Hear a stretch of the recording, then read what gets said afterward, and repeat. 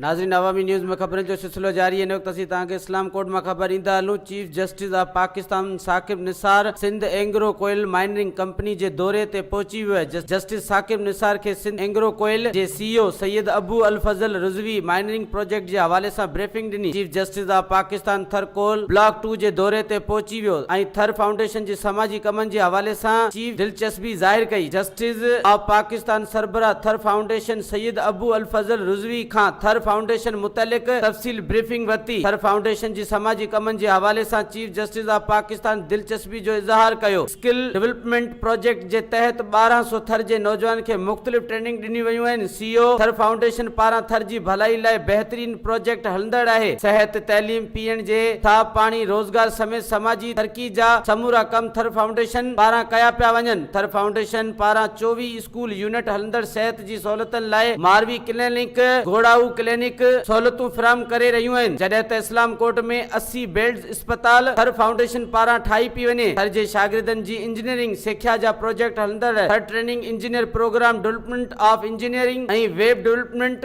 Refrigerator, AC mechanic समेत केतिरा ई सिख्या प्रोग्राम हलंदड़ आहे। पीअण जे पाणी लाइ ब्लॉक 2 ऐं घोड़ाणो में आरओ प्लांट लगाया विया आहिनि। सिंध एग्रो कोयल इस्लाम कोट शहर खे जटा तरक़ी जे मॉडल तहत 2024 ताईं मॉडल ऐं मॉडल शहर बणायो वेंदो। बायो स्लाइन प्रोजेक्ट तहत जर जे खारे पाणी मां ज़रायत जा तजुर्बाती प्रोजेक्ट लगाया विया आहिनि। थर जे पीअण जे पाणी खे ज़रायत लाइ इस्तेमाल सां थर में थींदड़ लॾपड़नि खे रोके सघिजे थो। थर फाउंडेशन पारां ब्लॉक 2 जे 1600 घराणनि में माल जो चारो तक़सीम कयो वियो। 10 लख वण लॻाया लाइ कंपनी पारां थर मिलियन ट्री प्रोजेक्ट हलंदड़ आहे, जंहिं में 4 लख वण मुख़्तलिफ़ इलाक़े में लॻाए चुका आहियूं।